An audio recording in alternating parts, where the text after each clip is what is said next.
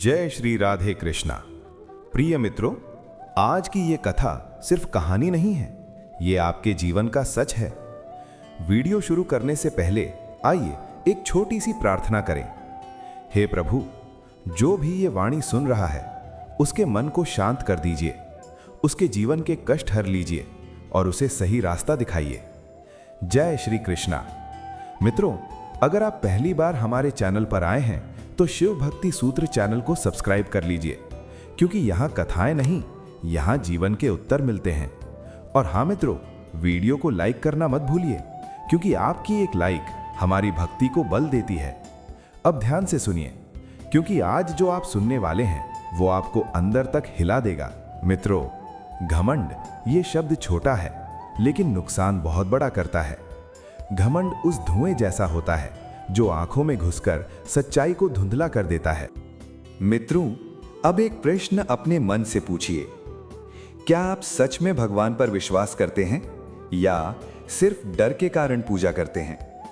क्योंकि इन दोनों में बहुत बड़ा अंतर है। डर में की गई पूजा सिर्फ रिवाज होती है, लेकिन विश्वास से की गई पूजा जीवन बदल देती है। मित्रों, एक बार एक साधारण व्यक्ति रोज मंदिर जाता था, दीप जलाता, अगरबत्ती लगाता, घंटी बजाता, सब कुछ ठीक वैसे ही जैसा सब करते हैं।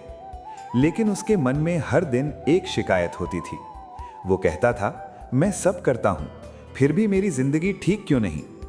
मित्रों, एक दिन उसने एक महात्मा से पूछ लिया, महात्मा, मैं रोज भगवान की पूजा करता हूं, फिर भी मुझे शांति क्यों नहीं मिलती?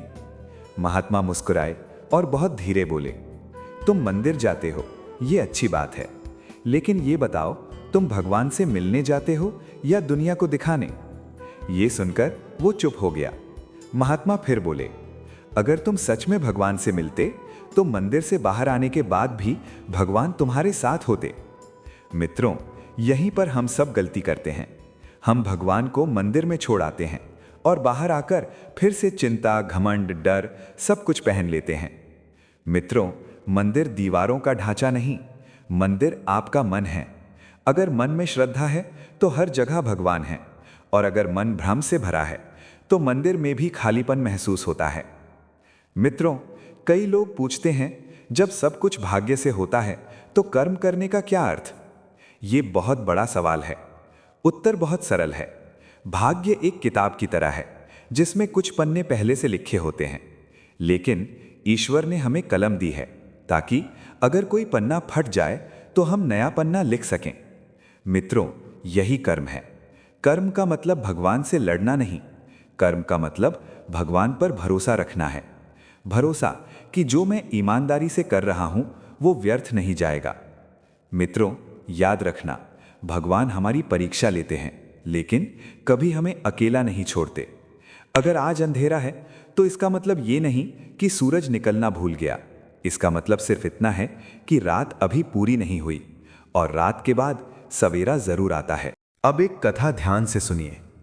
ये कथा सिर्फ कहानी नहीं है, ये हजारों जिंदगियों की सच्चाई है। एक छोटा सा गांव था, शांत, सरल, प्रकृति के बीच बसा। उसी गांव में एक गरीब लकड़हारा रहता था। रोज सुबह सूरज निकलने से पहले वो कुल्हाड़ी उठाता और जंगल की ओर चल देता। दिन भर पेड़ काटता, लकड़ियां बांधता और शाम को उन्हें बेचकर जो मिलता उसी में अपना परिवार पालता। उसके जीवन में न ज्यादा सुख था न ज्यादा दुख, लेकिन एक बात बहुत साफ थी, उसके मन में कोई घमंड नहीं था। वो जो मिलता उसे ईश्वर की कृपा मानता। मित्रों, एक दिन जंगल में तेज आंधी आई, बारिश हुई और वो रास्ता भटक गया। चलते चलते वो एक पुराने खंडहर के पास पहुंचा। वहां एक टूटा फूटा मंदिर था, दीवारें झुकी हुई, छत लगभग गिरी हुई। कोई आता जाता नहीं था, मौन, सन्नाटा। लकड़हारे ने अंदर झांक कर देखा। कोने में मिट्टी में दबी एक छोटी सी मूर्ति पड़ी थी, धूल से ढकी हुई। कोई पूछने वाला नहीं, कोई पूजने वाला नहीं। मित्रों, उस गरीब लकड़हारे ने न सोचा न तौला, बस श्रद्धा से मूर्ति उठाई और धीरे से बोला, प्रभु, यहां अकेले क्यों पड़े हो? आज से मेरे साथ चलो। वो मूर्ति को अपने कपड़े में लपेटकर घर ले आया। कोई ढोल नगाड़ा नहीं, कोई दिखावा नहीं, बस दिल से श्रद्धा। मित्रों, उसने मूर्ति को एक कोने में रखा, रोज साफ किया, थोड़ा पानी चढ़ाया और 2 शब्द कहे, प्रभु जैसा भी हूं तेरा ही हूं। बस इतना ही था। कोई मंत्र नहीं, कोई लंबी पूजा नहीं, लेकिन उसके मन में शिकायत नहीं थी। कुछ ही दिनों में उसके जीवन में छोटे छोटे बदलाव आने लगे। काम थोड़ा अच्छा मिलने लगा, आमदनी थोड़ी बढ़ने लगी, घर में शांति आने लगी, चेहरे पर सुकून दिखने लगा। मित्रों, ये कोई चमत्कार नहीं था, ये श्रद्धा का फल था। जब इंसान भगवान को दिल में बिठा लेता है तो भगवान उसके जीवन को संवारने लगते हैं, चुपचाप, धीरे धीरे। मित्रों, समय कभी एक जैसा नहीं रहता। जिस लकड़हारे को कल तक लोग नजरअंदाज करते थे, आज उसी के चेहरे पर संतोष दिखने लगा था। लोग पूछने लगे, तू तो हम जैसा ही था, फिर तेरी जिंदगी ऐसी कैसे बदल गई? लकड़हारा मुस्कुराया। उसने कुछ कहा नहीं, बस मूर्ति की ओर देख लिया। मित्रों, यहीं से इंसान की परीक्षा शुरू होती है।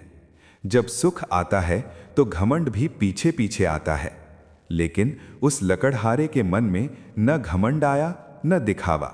वो वैसा ही रहा जैसा पहले था। मित्रों, याद रखना, जो सुख में झुकना जानता है वो दुख में टूटता नहीं। कुछ लोग सुख मिलते ही भगवान को भूल जाते हैं और कुछ लोग सुख में भी भगवान को पकड़े रहते हैं। लकड़हारा दूसरों जैसा नहीं था। वो हर सुबह मूर्ति के सामने बस इतना कहता, प्रभु जो मिला तेरा धन्यवाद, जो न मिला उसके लिए भी तेरा धन्यवाद। मित्रों, यही विनम्रता भगवान को सबसे प्रिय होती है। विनम्रता वो दीपक है जो अंधेरे में भी रास्ता दिखाता है। मित्रों, एक दिन गांव में भारी मुसीबत आ गई। सूखा पड़ गया, काम रुक गया, लोग परेशान हो गए। वही लोग जो कल तक भगवान को याद नहीं करते थे, आज मंदिर के चक्कर लगाने लगे। और वो लकड़हारा आज भी शांत था, क्योंकि उसका विश्वास परिस्थितियों पर नहीं, ईश्वर पर था। मित्रों, यही अंतर है आस्था और स्वार्थ में। स्वार्थ में की गई भक्ति डर से जन्म लेती है और आस्था से की गई भक्ति प्रेम से जन्म लेती है।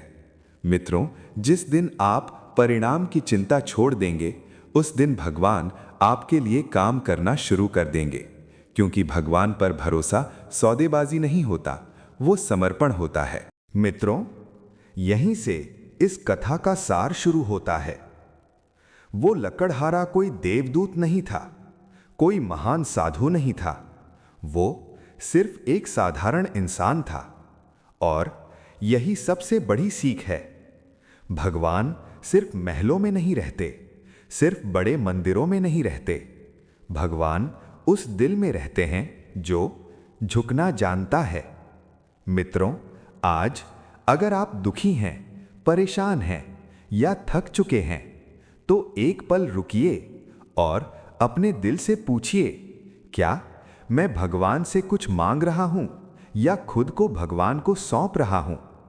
मित्रों, याद रखिए, मांग में अहंकार छुपा होता है और समर्पण में शांति। भगवान आपकी भाषा नहीं देखते, आपका दिल देखते हैं। आप कितनी लंबी पूजा करते हैं ये महत्वपूर्ण नहीं। महत्वपूर्ण ये है कि आप पूजा के बाद कैसे इंसान बनते हैं। मित्रों, अगर इस कथा ने आपके मन को थोड़ा सा भी छू लिया हो तो इसे अपने किसी अपने के साथ जरूर साझा करें। हो सकता है आपकी एक शेयर किसी टूटे हुए दिल को संभाल ले। और मित्रों, वीडियो को लाइक जरूर करें, चैनल को सब्सक्राइब करें, क्योंकि आपकी एक भक्ति हमारी अगली कथा की प्रेरणा बनती है। इसी विश्वास के साथ फिर मिलेंगे एक नई कथा में, एक नई सीख के साथ। तब तक अपने मन को पवित्र रखिए, अपने कर्म को सच्चा रखिए और भगवान पर पूरा भरोसा रखिए। राधे राधे, जय श्री कृष्णा। मित्रों, वीडियो के अंत में मैं आपसे एक छोटा सा लेकिन बहुत गहरा प्रश्न पूछना चाहता हूं। ये कोई साधारण प्रश्न नहीं है। इसका उत्तर सिर्फ वही दे सकता है जो सच्चे मन से श्री कृष्ण को जानता है। मित्रों, प्रश्न ध्यान से सुनिए। श्री कृष्ण भगवान का पूरा नाम क्या है? कमेंट में सिर्फ वही उत्तर लिखिए जो आपके हृदय से आए, क्योंकि सच्चा कृष्ण भक्त नाम याद नहीं करता, नाम महसूस करता है। अब मैं आपके उत्तर का इंतजार कर रहा हूं। जय श्री कृष्णा।